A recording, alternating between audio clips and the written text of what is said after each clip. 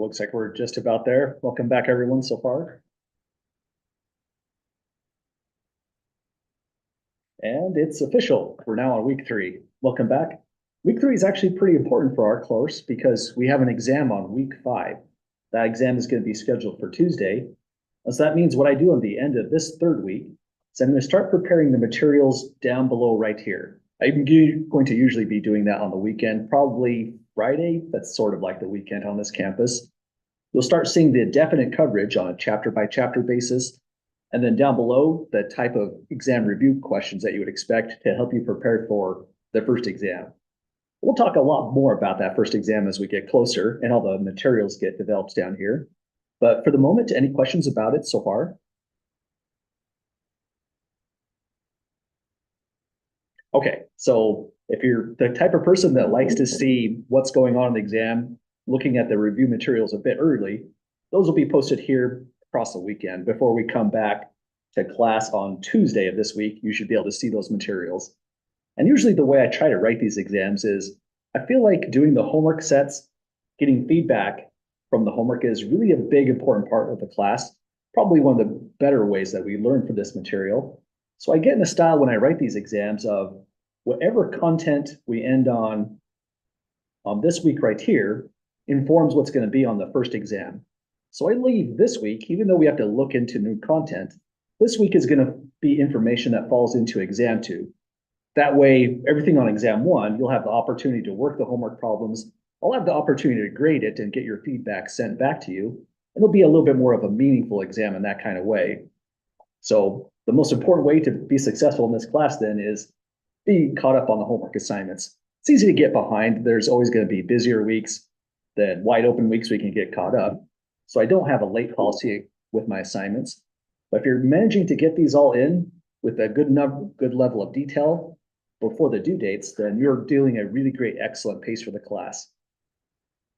Well, aside from the upcoming exam, other things to mention is, well, assignment 1 is due next class. And if we finish assignment number 2 today, it'll be due a week away Tuesday. So we're on example 2, but I'd say chapter 2 is kind of a smaller section. Chapter 11 is a little bigger, more filled out.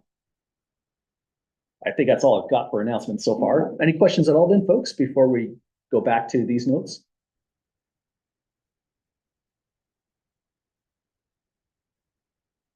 Okay, well, let's get started then. Clear this environment, and here's where we left off. Unfortunately, we started this problem, but then we just ran out of time to finish it. Sometimes the pacing in this is a tricky class. The problems can be a little bit longer when we're learning RStudio for the first time, especially. What we did in example 2 was we considered the data, we graphed it into the histogram. Just a reminder of what the histogram is conveying. If we look at, say, any one of these random rectangles in the histogram, say that one, it's telling us that there is going to be, go off to the left, 4 of these different observations here that have between 15 and 20 nerve cells. So it's in this way the histogram is telling you where your data falls, where it's aggregating the most. This would be the main peak. And we're able to see the shape of the data. We call this one highly symmetric, even though the symmetry isn't perfect on it. Next thing we want to do with this, though, was calculate the center and spread numerically. And notice the way that these instructions are being asked.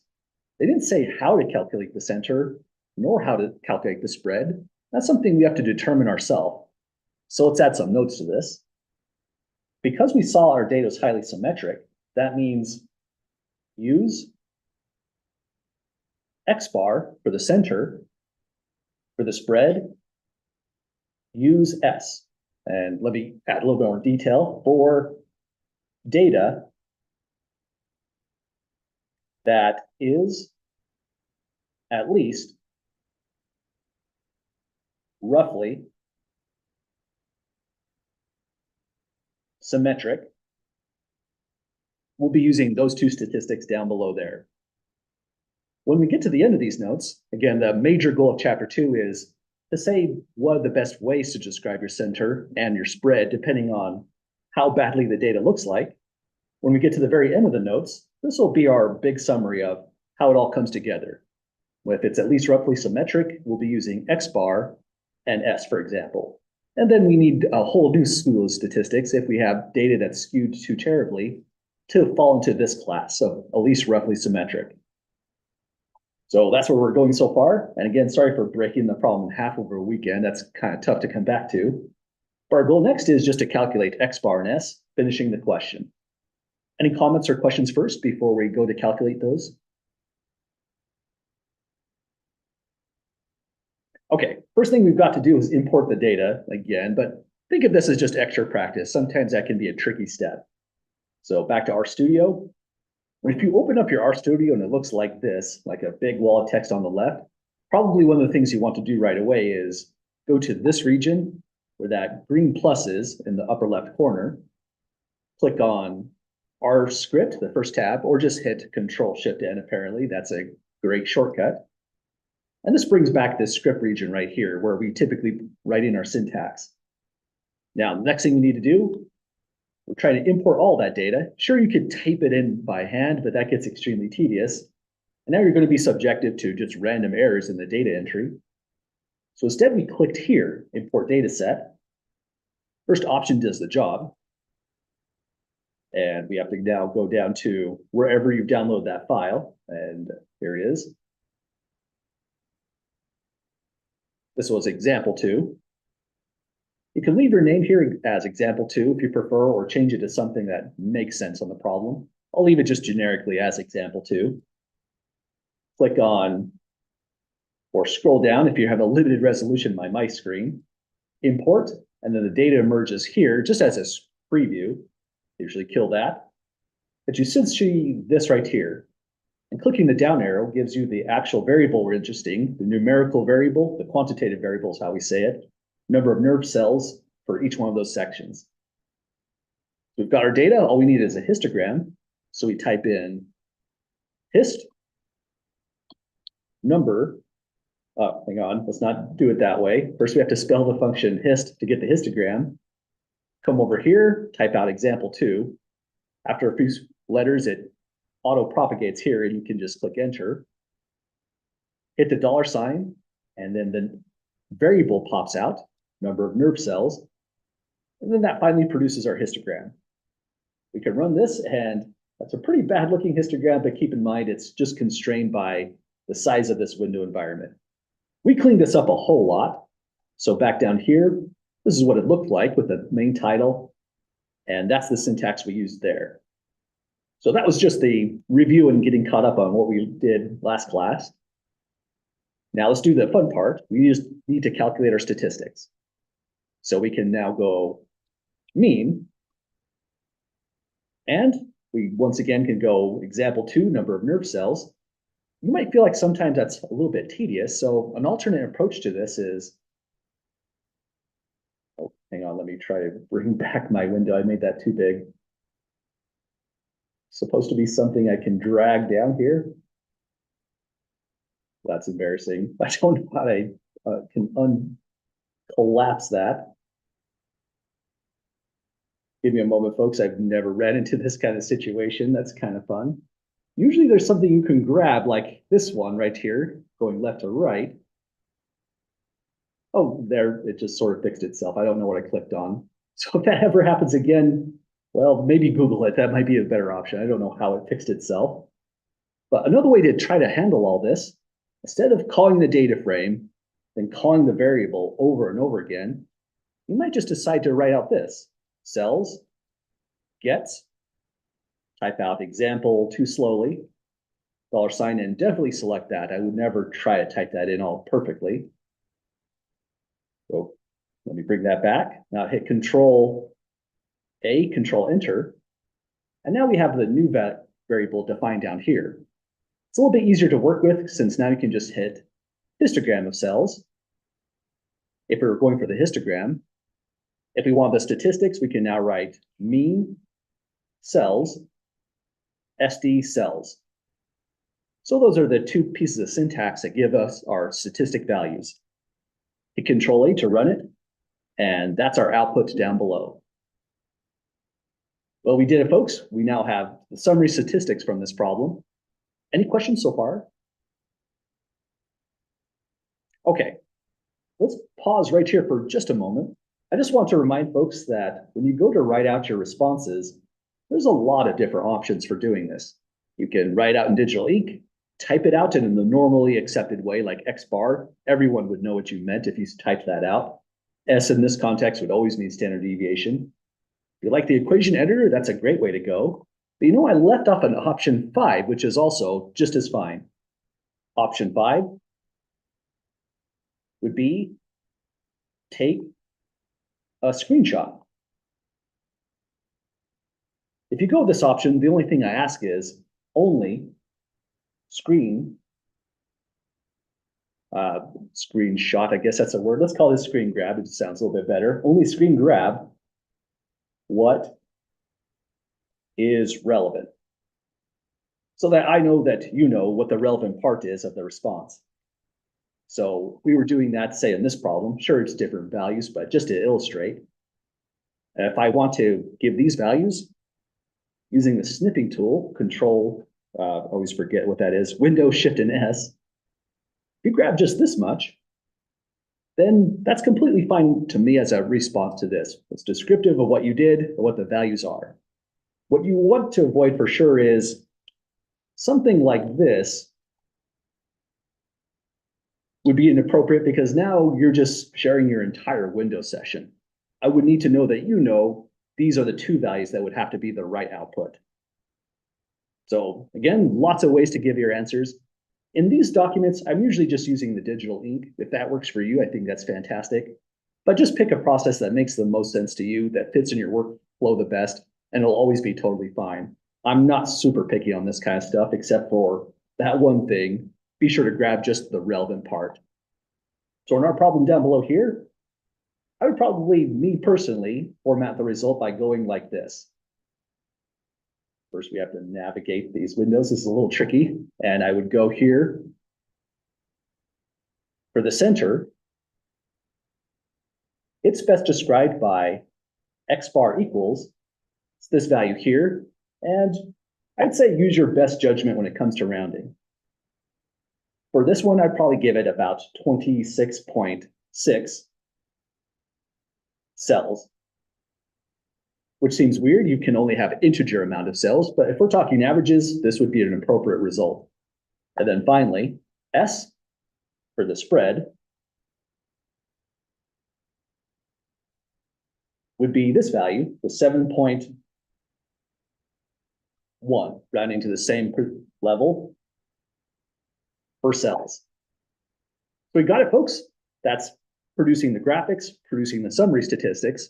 All this falls under the umbrella of descriptive statistics. Our major goal is the inferential statistics we described in example 1 of day 1, chapter 1 notes.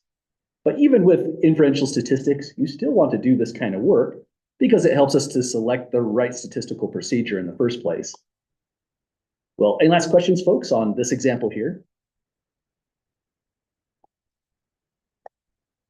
Okay, sometimes when it comes to these statistics, it's not always easy to say how did 26.6 cells describe the center, and how did 7.1 cells describe the spread. This one is not as bad because if we just plot it, it's right about here. That's our X bar value. You don't have to add that to the graphs when you produce these. This is just for emphasis on the lecture notes. So this is the value that all the data seem to be aggregating around. But this describing the spread, I think, is more challenging. Here's a way to think about it. We'll look into more about these issues in chapter 11 when we define the normal distributions. But you can say for the 7.1 cells, for the data that's at least roughly symmetric, this is highly symmetric data, we expect, let me write out this way, we expect approximately, so let's put that approximation symbol in there right away just to be honest, 95% of observations to be within one standard deviation of the mean.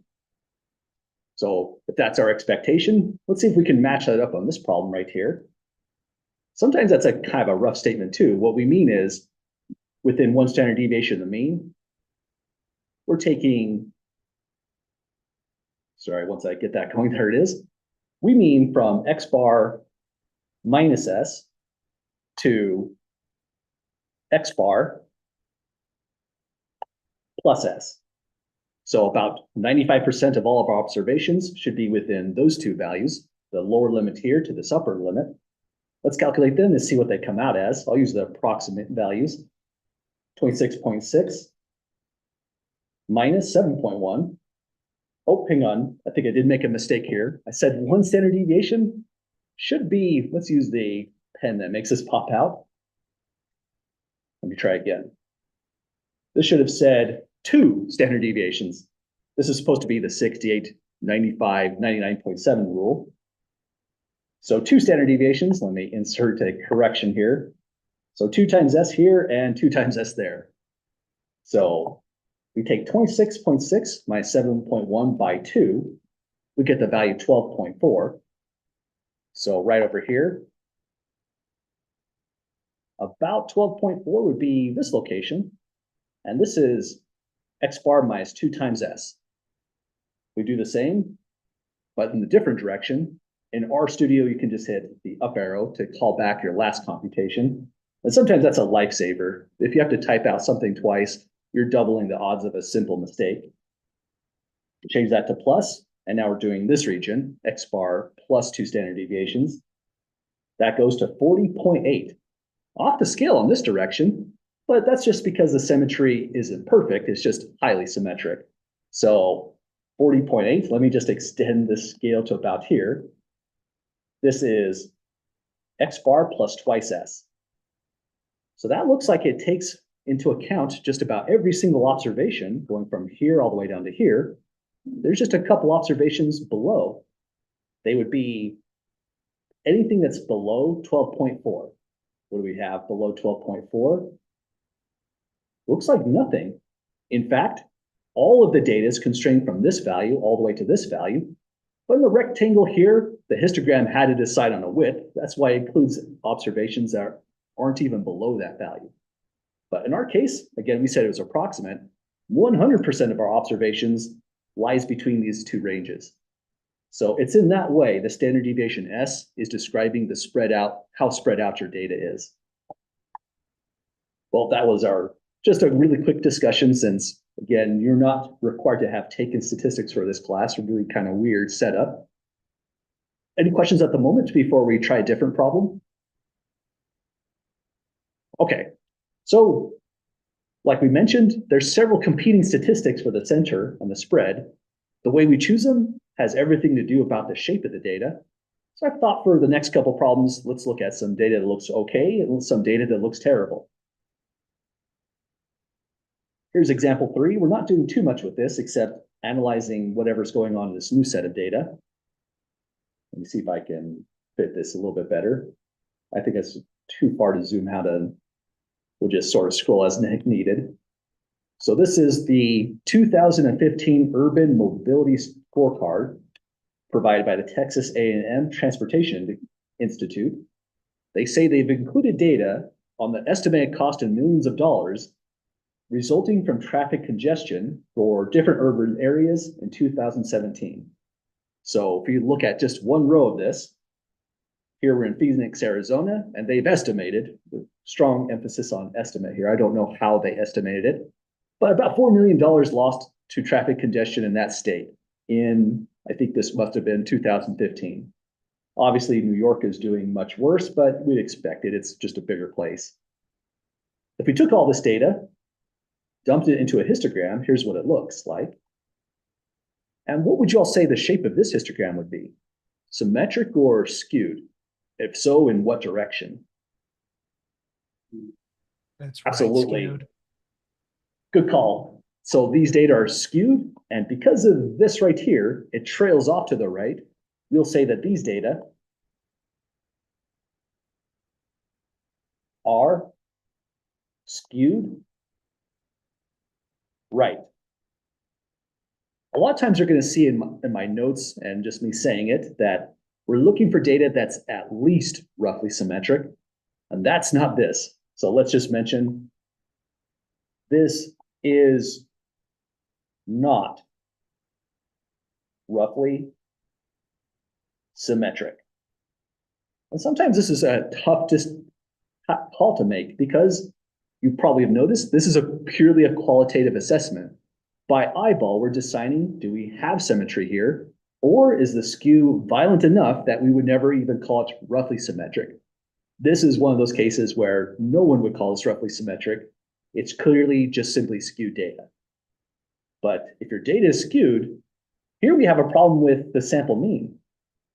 It shouldn't be used to express the center of these data whatsoever, and that's kind of surprising. If we were back in chapter 1 and I asked the whole class, where is the center of the data? I think a lot of people would point to probably about here.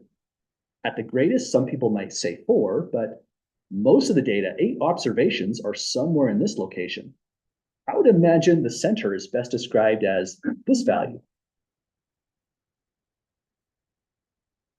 But now there's a huge problem if we use the statistic X bar, the sample's mean. It's majorly influenced by the skew. If our data is skewed right, then the sample mean itself is pulled to the right.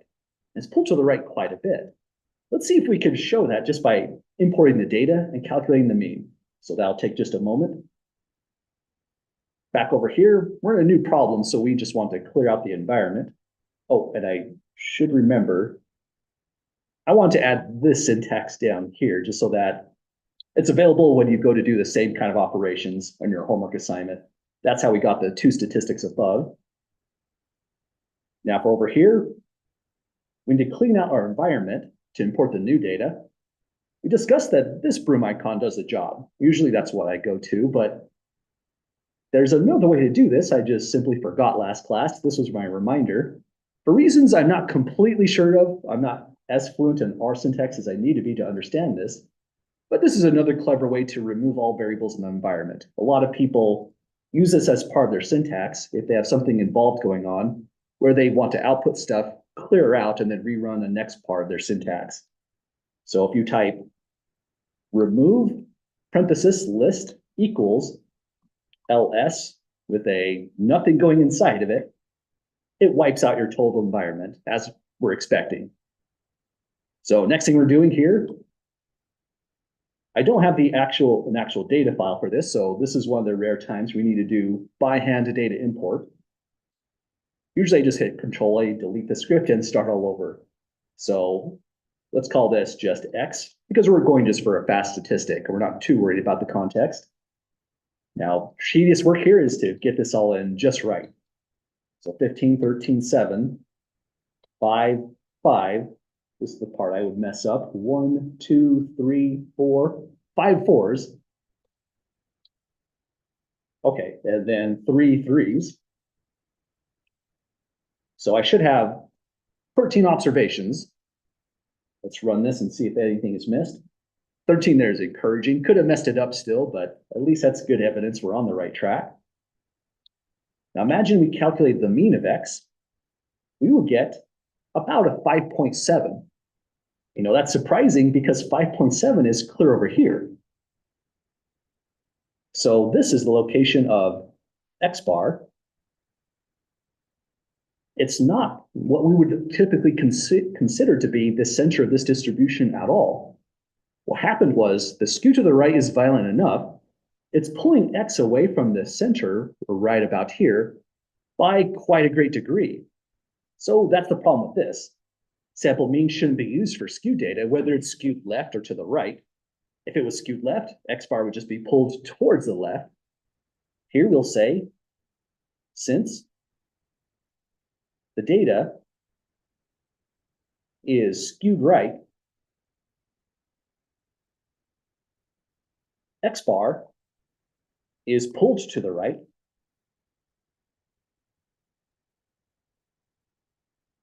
and no longer representing, oh, let me add some more space here, no longer representing the center. And another fun way to think about that sample mean X bar is think of it as a real fulcrum. So it's a point at which, if this was a real physical system that you can in fact build, imagine this is a long 2x4, these are bricks stacked to certain heights. This is the point at which the whole system balances. It's pulled to the right because there is a lot of leverage right here. And the more leverage we put out here, maybe these outliers get more extreme, more skewness. The further X bar has to adjust as well.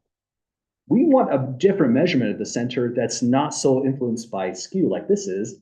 And that's what the next set of notes is going to get at, dealing with the sample median rather than the sample mean, which is sensitive to large enough skew. But any questions, folks, with the problem with the sample mean in these data? Okay, there's a second problem then that comes up. If you can't use the mean well to represent the center here, why can't you represent the standard deviation for the spread? Well, the trouble with the standard deviation S, let me try again, that's meant to be a highlighter, is that if we take another look at its formula, let's pause right here and do just that. The way this standard deviation S is calculated is we first go through the variance function. The variance is representing the spread, but it's doing it by measuring the deviations from the center X bar. If X bar is no longer calculating the center like we intended, this is no longer calculating the spread of the data like we intended. The sample standard deviation S falls completely on its face if that's the case.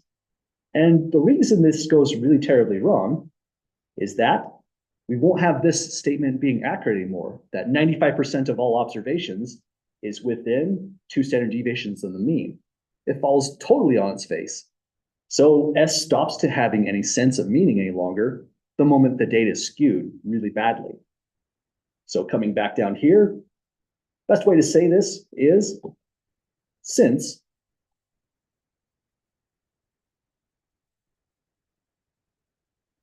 there's a weird lag on changing the pen colors. I'm not sure why that happens, but we'll say here since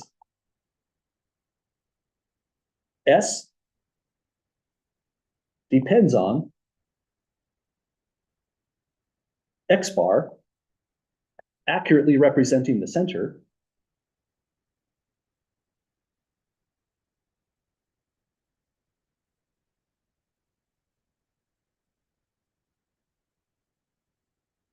S does not accurately represent the spread,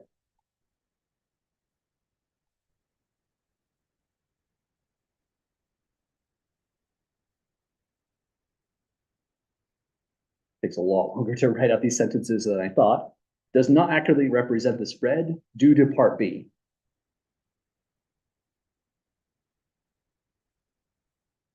So we have two problems then. For highly skewed data, which comes up, we need a new statistic for the center, a new statistic for the spread, because neither one of these are doing a great job any longer. But we'll figure out how to fix this when we proceed through the notes. But any last questions, folks, or comments on the ideas here? Okay, so this is bad data. Not bad in the sense that we can't handle it, but it has its own challenges in describing it in the first place. If we had something that was, again, more like these data, this is a more ideal case. And it can be even more slightly skewed to the left than we see here. It's got to have a shape more like this when we have problems. Another test that kind of helps out, because this is a purely qualitative analysis, is trying to draw a curve on it. So for example, on this one, the reason we are like these two statistics here is because if we really tried, we could fit a symmetric bell-shaped curve about like this, which we'll later call a normal distribution, which will either try to fit to sample data or to model an entire population as well. This curve isn't perfect either, but it does a pretty good job capturing the data. Whereas down here, if you try to fit a curve like that, well, the peak of the curve should be at least close to the main peak of your data. So it would look about like this. On the right hand, it's doing a really bad job. But the problem is there is no data on the left hand when we try to fit a curve like this. So we have issues then if we try to use that 68 to 9599.7 rule, or issues if we try to model this data by putting a curve like this on top. Let me take that off so the notes aren't too busy, but if that approach is a helpful one, then just try drawing a bell-shaped curve or a normal curve on top of the data. And that's a good way to decide between too skewed or roughly symmetric. So next thing we're going to take a look at is the next slew of statistics. The sample median is going to take the place of X bar, the sample's mean, whenever our data is too skewed. And then the interquartile range takes the place of the standard deviation S for skewed data. So I have descriptions here on how you would calculate this by hand. This is mainly just for making the notes complete. We're going to make RStudio do this kind of work for us. That's also kind of informative to know what's going on in the computation. The median is best thought of as just being simply the 50th percentile of the data set. I think that's the best interpretation. Something that's a 50th percentile means 50% of your data lies below, 50% of your data lies above. And this is just a way to find that value if you're doing it by hand. If n is odd, there's one middle value, so you just grab that, that's your median.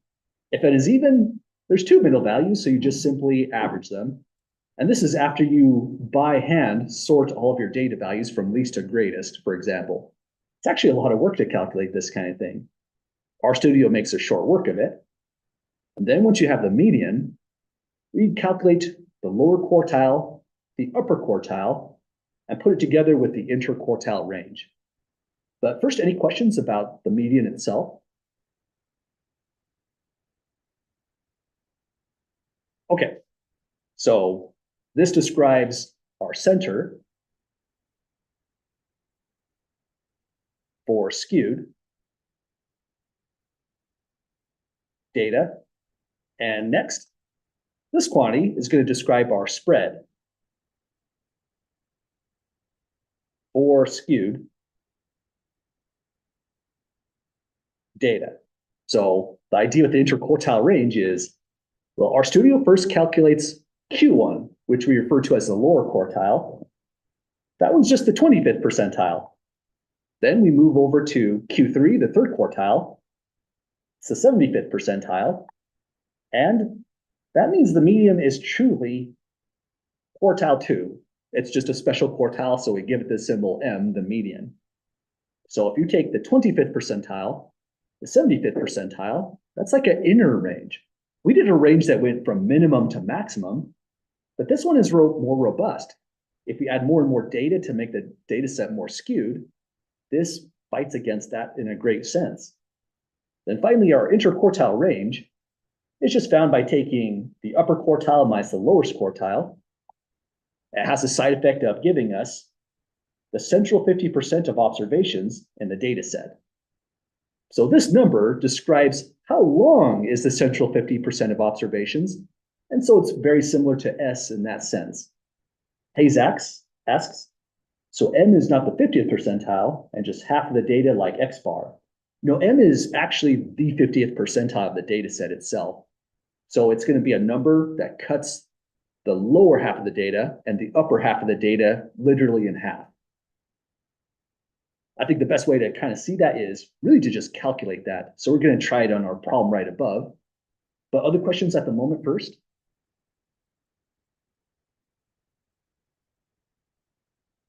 Okay, so we have some new statistics, and we do have skewed data. It's also just loaded right into RStudio. So let's practice this out right here now. So the mean came out as 5.692308. Let's calculate median X. I'll hit Control A, Control Enter just to run the whole set. The median would be 4. Let's take a look up here. It's saying that the center of this data set was right at 4 exactly. So my arrow pointing to this location wasn't perfect. We were just eyeballing it, so we weren't expecting perfection. But that's where the center really should be for this skewed data set. If we want the interquartile range, we can type out, I believe it's IQR. Let me double check. Let's try IQR this way. Yep, that looks like that's the right function. IQRX. And, oh, hang on, that did not work. There is no IQR function. Looks like it has to be all caps. I was right the first time, I suppose. IQR X, run that syntax, and it says the interquartile range is 1. So what it's saying is, the center here is 4. If we go left to 3 and right to 5, we have the central 50% of all observations in this data set. Or hang on, let me double check that. Well, that's just the length of the central 50%. Let's add one more thing here. Another useful function if you just want a bunch of statistics is summary X. If you run summary X, it gives you the first quartile, which is here at 4. Hey, that's kind of interesting. The median and the first quartile are exactly equal on this data set. That's a little bit confusing. Third quartile is up at 5.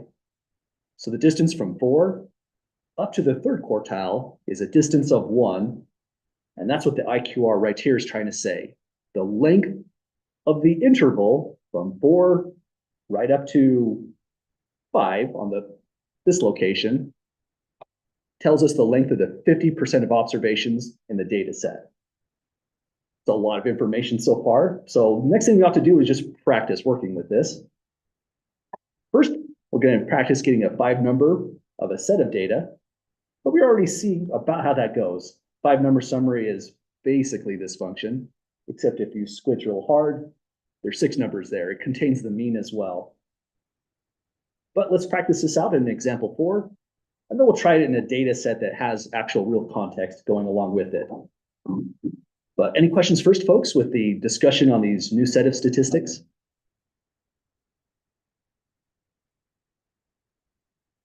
Okay, so first, we're trying to do this all literally by hand. We could do that, but you'd have to sort this data set.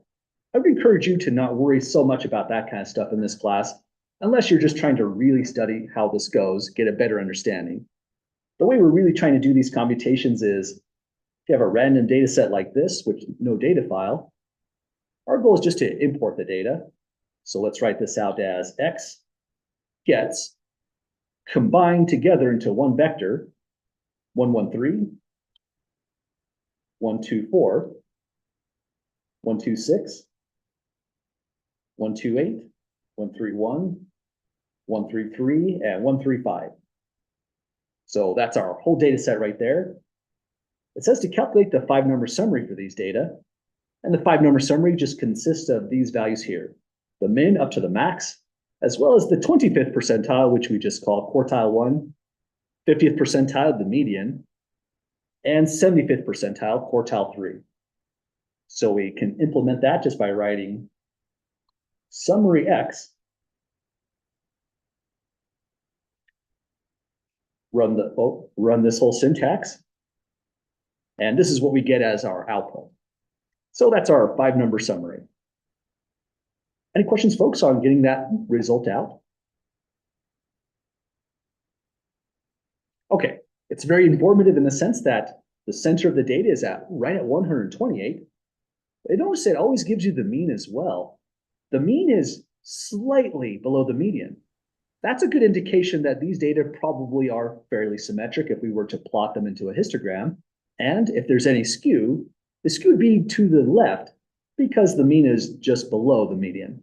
Whereas in the other problem, the sample mean was way above the median, indication definitely right skew data, substantially right skewed. All we want is the 5 numbers here. But if you did include a screenshot that went like this, you've got a 6 number summary, and you've also went against a comment of where I said only include what's relevant, but I'd say this is an okay situation to say that's a fine result. I wouldn't require you to X this out or anything. That'd be just fine if you included the mean to this. Again, usually the way I'd write this out instead of a screenshot is I would just write min equals, quartile 1 equals, and so on. But just to say this qualifies for full answer, we'll leave it this way this time. Well, any questions so far, folks, on just getting the 5 number summary?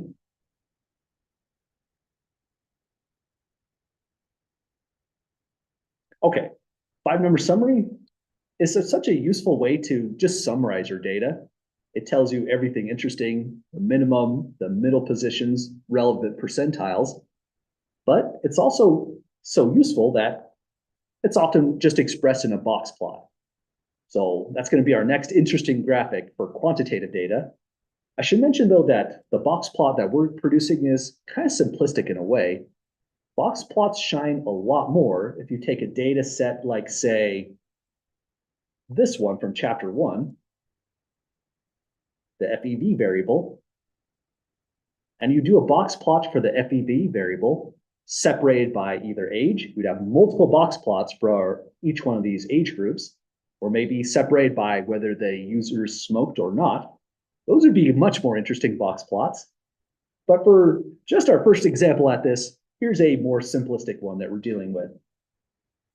To get a box plot out, you just have to remember that RStudio was, or R itself was developed with statistics in mind, so you can almost always guess the function. Go box, plot, and then you're on your way. It's the first option here. Give it the value X. And like we expect, usually we have to do a little bit of surgery on here just to see if everything is okay with the axes. So let's run this whole thing here. That's the box plot, but it's not quite right. We need to fix that. If you're on a bigger, nicer resolution screen, this probably plot out just fine. But for me, I often have to click export, copy to clipboard, and then just do some maneuvers here to make it actually look like a normal plot. I think I need to make this window actually a bit bigger. I think that would do the job. We have a scale that goes from here all the way up. We're missing some values right here. Our data set didn't actually have any context, but we should say something on this location here. So let's cancel this one and add a label going this way. The label is going to be whatever your quantitative data happen to be. Again, ours is contextless. There's no units whatsoever. So I'll just call this the X for the Y label going this way. Y lab gets. Let's call this just simply data. So whatever your data is, if it was the pony example, you would say number of nerve cells going this way. We'll do a more full example where we fill this out in a little better way. But by doing that, at least we have a description of what these numbers are referring to. So let's let this be our plot. You don't actually have to have anything down here, because with box plots, you only need a scale down below if there are multiple categories, say multiple genders, multiple age groups. Now you need a scale going this way. So let me click on export, copy to clipboard. This looks kind of funny, but I think it looks slightly better like this. Use your best judgment on resizing. You don't have to make it perfect. And I usually take a screenshot, but I think we discovered, at least on this computer, if you click meta file, copy plot, it works just as well. Let me test it out to see if it works today. Going to the copy plot option, back over here. Hey, it worked. Here is our box plot. So reason, again, we like the box plot is it's just conveying the 5-number summary in a visual way. And a lot of people may not respond too well to these data, but if they see it plotted out on a scale, suddenly there's a better connection that we have to the data, much better understanding. So the way this goes is, well, let's correspond the 5-number summary back to what we have here. Easiest value would be the maximum, which is way up here. So this little line, sometimes called a whisker, sometimes is referred to as a box and whisker plot. That line there refers to the minimum value. We look at the scale, go horizontally to the left, or hang on, not minimum, but I should say max, right? That's the maximum value of 135. Let me fix my wording there. Max. Then if we drop down a line to this horizontal line, this one is about at maybe 132-ish. That's referring to the third quartile. So that would be quartile 3. In this box plot, that line seems to have major importance, but that's just the median value. Finally, going down, this one is quartile 1. But notice there's something weird going down at the very, very bottom of the plot. That value is not the minimum value. It would be, say, maybe 124. The minimum is actually 113. So it's this value down below here. But RStudio decided to treat that one value a little bit differently because it was using this rule of thumb. A suspected outlier is flagged in RStudio through the 1.5 IQR rule of thumb if it falls more than 1.5 IQR below the first quartile. So here's the length of the IQR. We take 1.5 times it. It would be about, let me see here, that's kind of hard to draw out. Here's the IQR like that. Let's see if we can stretch it. 1.5 times its length would go like this, roughly. And anything that's about 1.5 times below that IQR is flagged in an outlier. So this one value below is considered to be a suspected outlier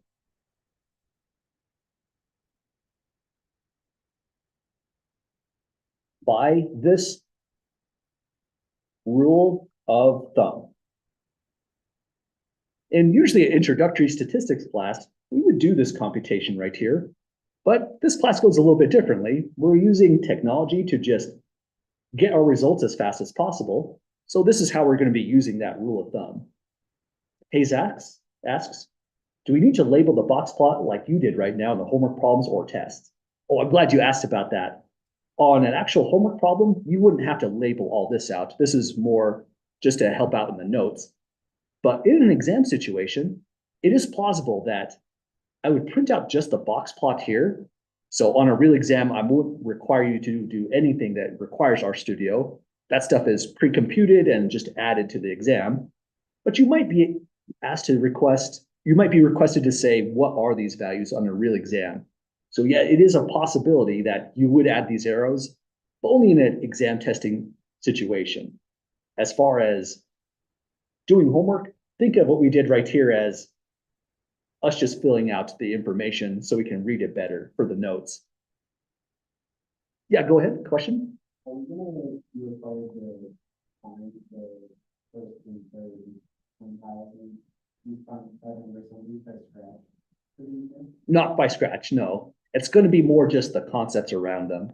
So I'd say big questions are more along the lines of when to actually use the statistics, what they're saying, and that kind of stuff, but less about actually computing them from scratch. Since I feel like if we never did it in class, I could never expect you to do it on an actual exam setting. Other questions so far?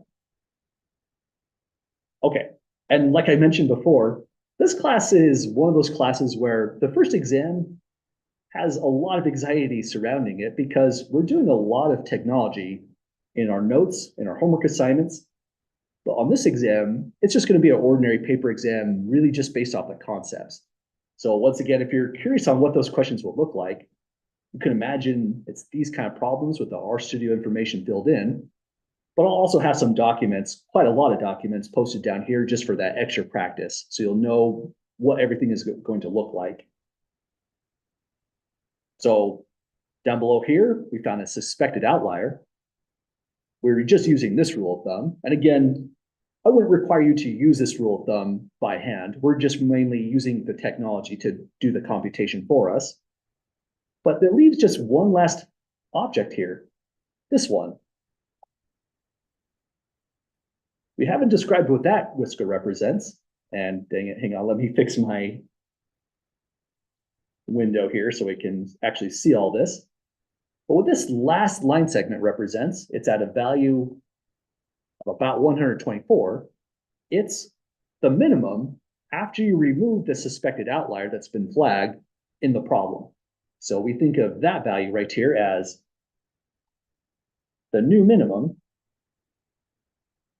after removing all suspected outliers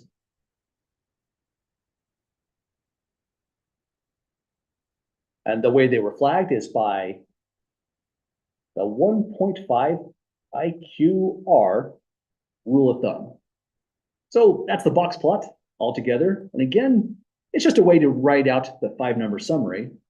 But if you're using the box plot in a big data set, like say this one, imagine you're doing the box plot of FEV variable.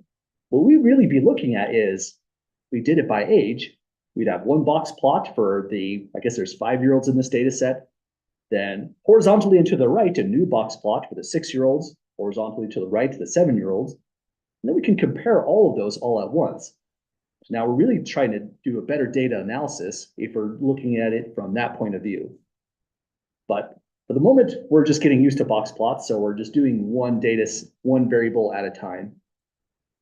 Going down below, here's the more interesting problem where we actually have context that we'll try out next.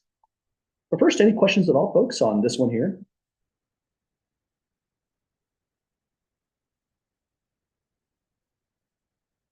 Okay, well, let's give this next problem a try. Example 5 has lots going on for it. We're interested in this quantitative variable here, recruitment in millions. We're told recruitment, this is defined by biologists as being the addition of new members to a fish population. They say it is an important measure of health of ocean systems. I think we could agree with that. If recruitment goes to 0 for a species of fish for too many years, then that's a real danger for it. And we're told next, data on the recruitment of rock sole, a particular fish, in the Bering Sea from years 1973 to 2000 are given below. Some years are missing in this data set, so that's kind of weird. For example, I don't see a 1998 in this data set, but we have now a time variable, and we're interested in constructing a box plot for the recruitment. That would be the actual quantitative variable in this data set.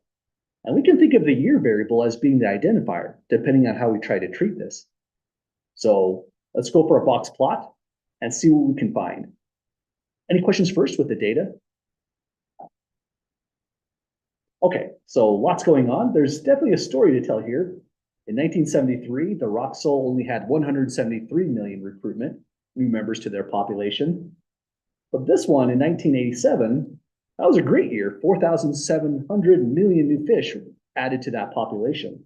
I always wonder how they measure that. Probably really interesting statistical analysis as well. So let's give this a try analyzing these data. First, I'm just going to use this shortcut to clear the old environment. Just by clicking that broom symbol there.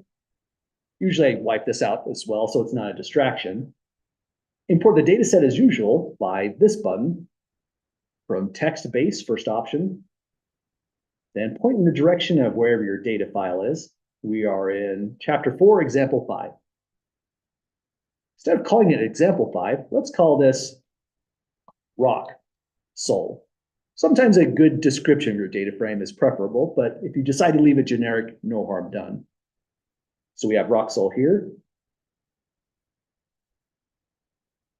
And maybe before I get too far ahead of myself, let me fix this one part where my goal is to always leave some syntax in every time we do a statistical problem. If you ever notice I forgot, and even after class has ended, don't hesitate to write. I'll be sure to go back to the notes, include this thing that I forgot, and upload the results. So there always is a record on how we achieved these results. So now back on track with this one. We've imported the data. Click on the right arrow and we have 2 variables. Let me just delete that syntax once again.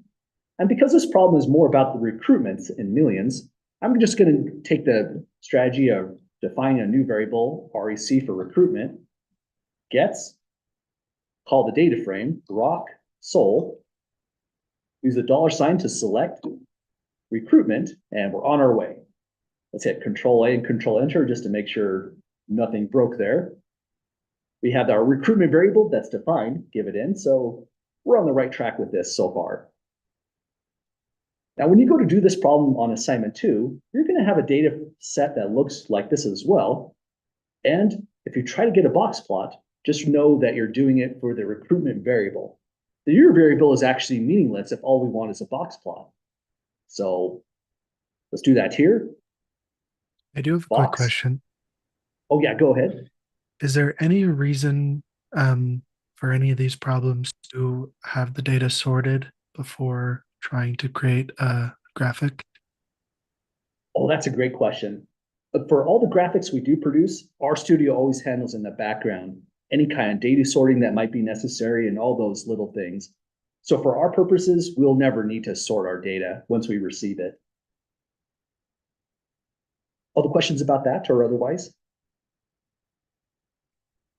Okay, thanks for that question there. That's a great question about these kinds of things. But yeah, as far as our studio goes, they're always very forgiving when it comes to that kind of stuff, fortunately. Now, for the box plot,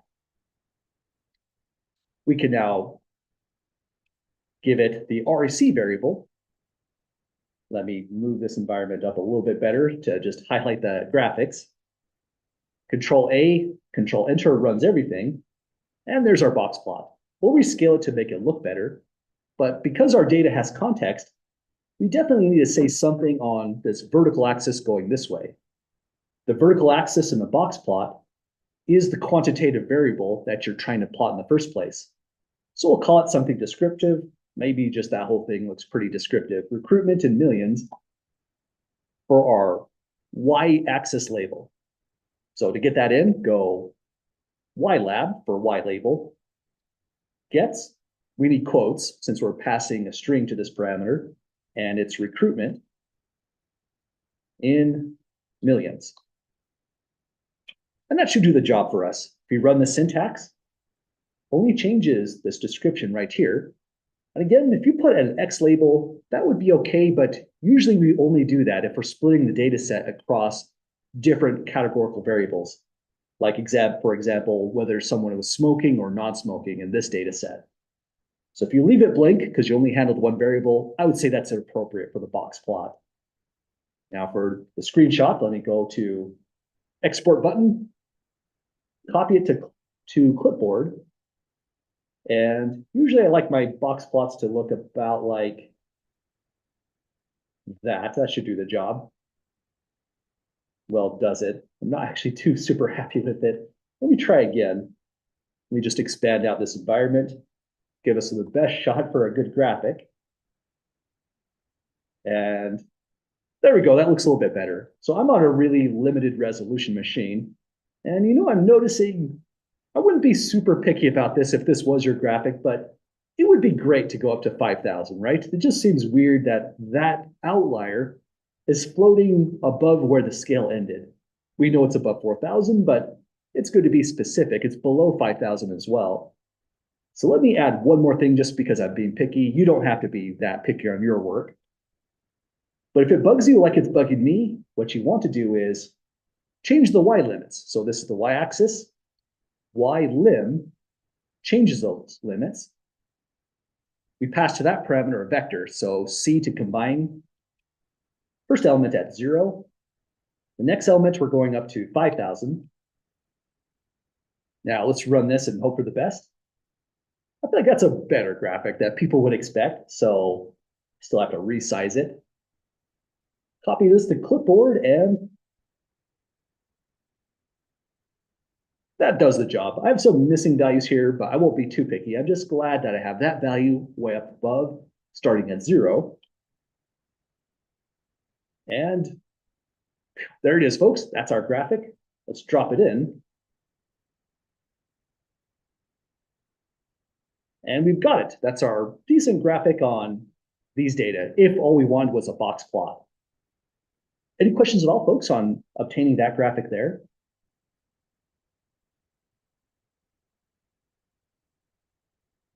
Okay, now that we have that graphic, we can say a lot about this box plot, or rather, the data that we're dealing with.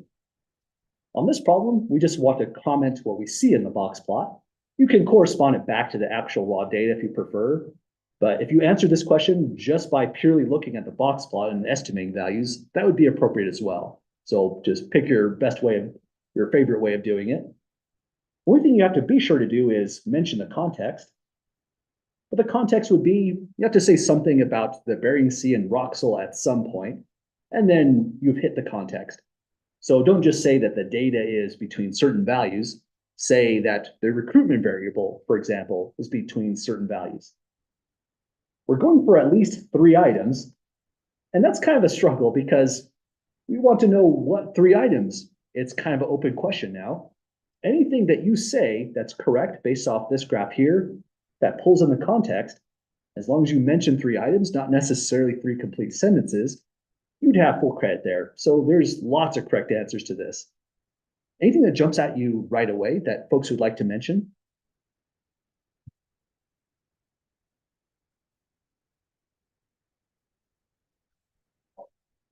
Yeah, absolutely. This is again, an exceptional year. It's between 4,000 and 5,000. That was the year 1987. So you can mention that if you'd like, or just estimate it here.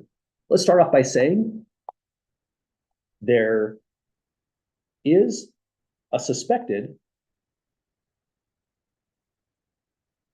outlier at, well, we still haven't mentioned any context, so we should say at about 4,700 million fish recruited. So I mentioned context really the moment we mentioned fish. I didn't even say which fish. This is the rock sole in the Bering Sea, right? But as long as you're saying something about the context, you can let the rest of the actual description of the problem kind of take over. I just need to know that you know we're referring to these individuals right here when we go to write this out. So that's a great statement to make. I think it's always good to focus on the outlier, the most unusual, non-pattern fitting observation in this data set. But I did call it a suspected outlier.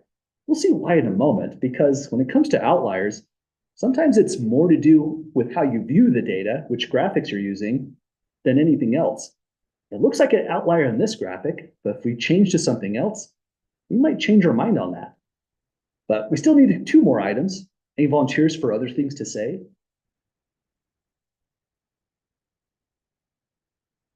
Yeah, go ahead. If I'm looking at the graph correctly, it appears that most of the recruitment, what occurred between probably about 500 to around just under 2,000. Yeah, exactly. I think that's always a great thing to mention because you're saying the interquartile range, but even more, you're saying the positions that capture the central 50% of all observations. And then, like you said, it's from these ranges here. So let's add that right away to our description. Once I change the pen color, there we go. We can say that 50% of all years in this data set saw recruitment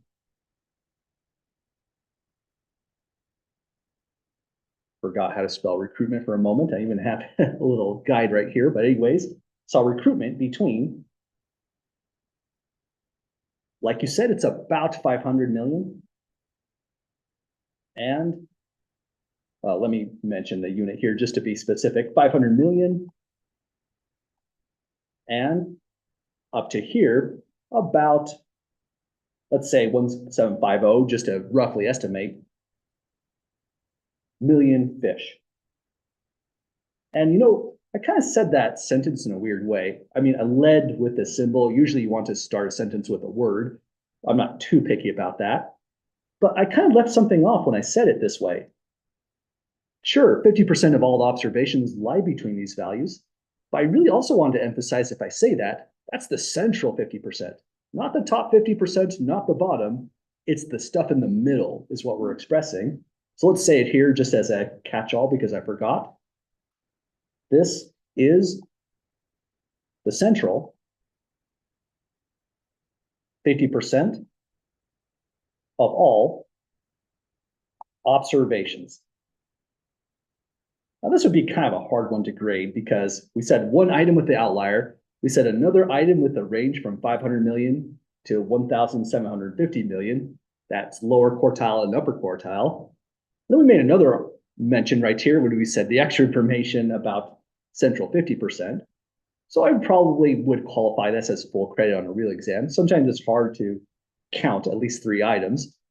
But if you want to add one extra thing, this is a good one to add. You could just simply say the median value for recruitment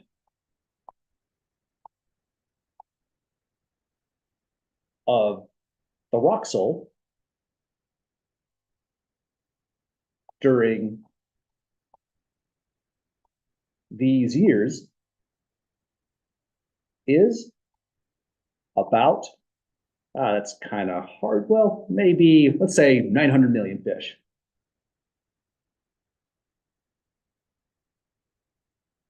Again, we could just simply calculate these statistics like the median, their quartiles, but the gist of this problem was we're just doing this qualitatively based off what we see on the graph. For example, that could literally be an exam question we're looking at, and we're just reading the graph in an exam setting. We wouldn't have had access to RStudio to actually calculate these.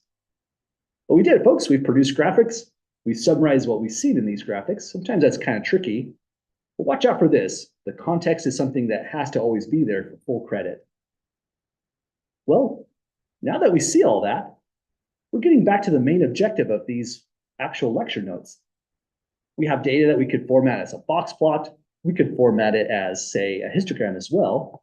But if we're looking at just a box plot, this has a skew that we can identify. Anyone see what the direction is? Are we skewed to the right or are we skewed to the left? Yeah, go ahead.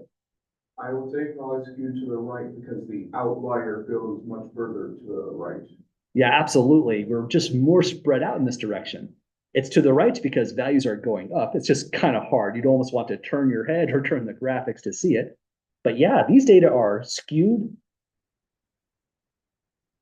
right.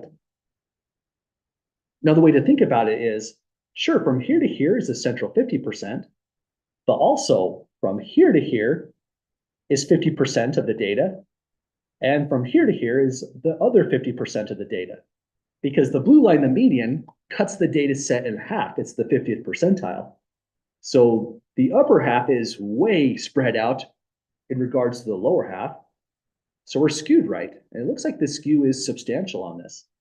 So when it comes to choosing the statistics, because we have skew data, for the center, we wouldn't be using X bar, we would be using M. And for the spread, we wouldn't be using the standard deviation S any longer.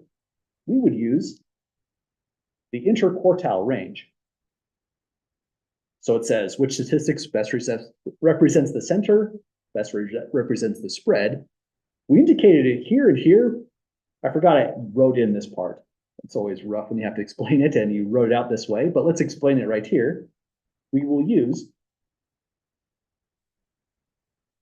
M and IQR since these data are skewed. Well, any questions, folks, on just picking those two statistics here?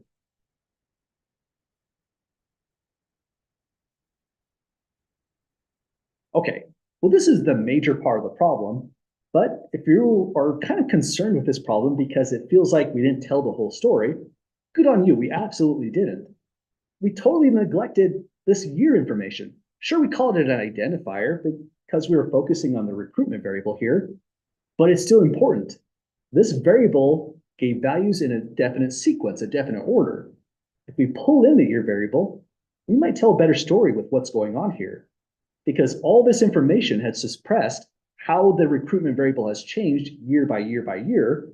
We're just looking at the totality of all observations from 1973 to 2000 with some skipped years as well. So although this is not required part of the problem, if you're curious, we can give an extra graphic to this. So let's try this out. First, I want to make sure we know that this is the syntax that solved the problem. So let me put it right in here. Maybe here. Oh no, let me try again.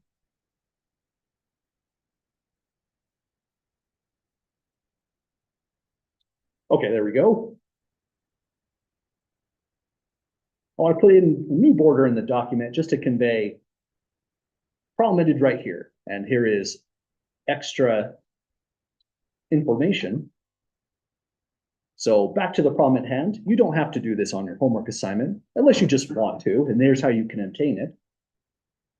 We can come back over here and we ignored the year variable. So let's keep this format here and just extract it. That's right, year. Let me just move it over here. It's kind of rough moving those windows around. So year gets the result of rock sold, $select. Let me try again. There we go. I'd like to have this little clicky thing here just to make sure I'm getting the right value in. I would forget to uppercase that and just have a big syntax error. We're done with doing the box plot. So what we want next is to plot year against recruitment. So if we run the syntax like this, here's what we would get. We now have a nice little scatter plot, or we would often call this a time series, for all the variables here. This is a great time plot, but we also often want to connect the dots with this. So we would do lines, year, recruitment. LWD is just changing the line width. Let's change it to 2. And here, I don't honestly like these bubbles. So you can change the point character, PCH. I have a favorite one. I forgot what it was. I like point character 16. You can play around with these if you would like. Point character 16 puts in solid dots. I think that just looks better. And this lines right here, the order of year and then recruitment has to be exactly like that. Connects the dots. So this is the time plot of the data we were actually looking at.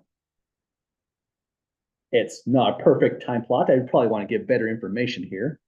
But we're low on time. Let's just drop this in with what we've got. And this is the time plot for the data.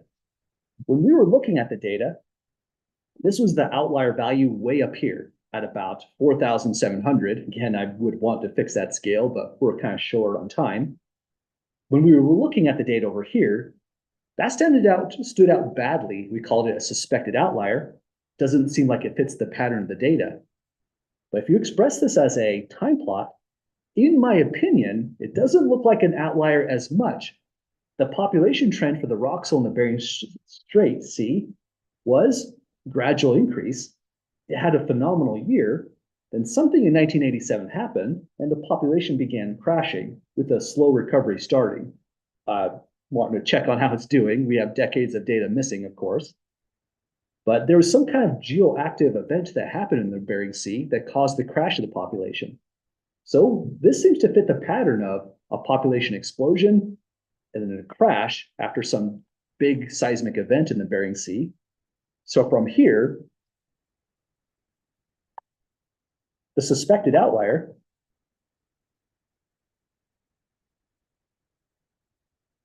fits a pattern of growth and population crash in the time plot. So it was not really an unusual observation. It's data that we should include for sure, not try to fix or correct, explain away. It's telling the full story of what's happening to the actual fish. So lots of ways to view the data. We view it as a box plot or a histogram, but there's additional information. Just keep in mind, there's more to say about the data. And for this big data set, we could tell a big story about this. We would use a lot of different tools. Box plots, side-by-side box plots would be a big part of the analysis. But this is a good place to end the notes. We're not completely done with these notes. I wanted to fill out that table before we call it official. But any last questions at all, folks, before we call it a night? Yeah, I was curious if the point right above 1990, could that also be considered a potential outlier? Yeah, it might have as well, because it had a weird spike dealing with the gradual decline. So that was definitely unusual. So that would be something to worry about as well, right at that value. But you notice once you put it into a box plot, all that gets washed away. It's just somewhere buried inside here. We don't have the time trend to show us, hey, that was an unusual blip of growth with an overall population crash. In some sense, this one is more unusual to me than that one even was. So I think that's a good eye on that. Yeah.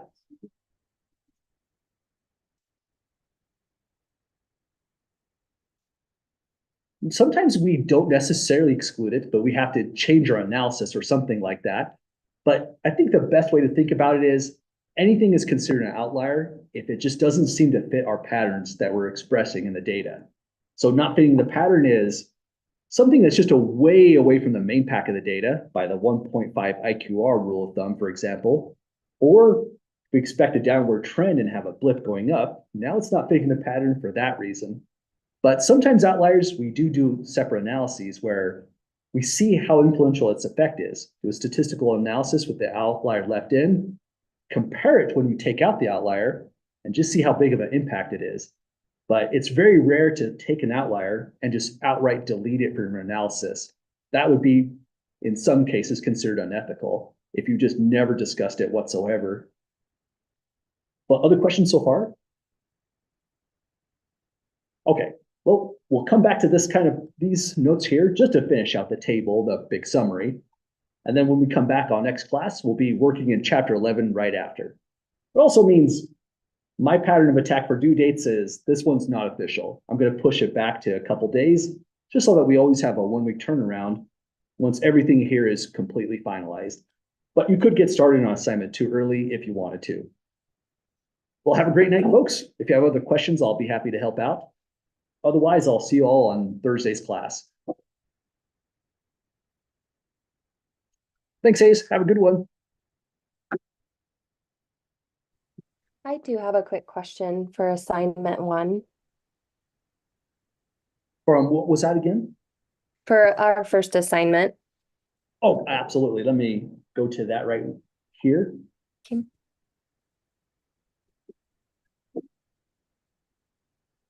Okay, so what's your question on this assignment? Okay, so for the first part on the part A, so is it the population is all high mountain lakes in the southern Alps? Do I have that right? You do. Good call on this one. I think this problem is actually really tricky, but when it says the pH levels obtained by the researchers for a random sample of 15 lakes, not quite there. No, up here at the start, Right. they measured pH of high mountain lakes in the southern Alps. So that's where the 15 lakes came from in the sample. And then, like you said, that immediately implies that population is all of the high mountain lakes, but specifically in the southern Alps. Good call on that. Okay, perfect. Thank you. And then one more for question 4.